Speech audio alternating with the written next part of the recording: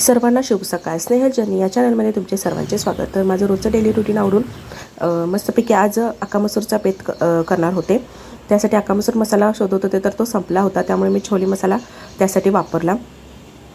छानपैकी अख्खा मसूर शिजवून घेऊन त्याला फोडणी दिला. त्यानंतर चपाती झाली की घरातली सगळी कामे आवरली. नाश्ता केला होता आज. नाश्ता आहे म्हटल्यावर चहा तर होणारच.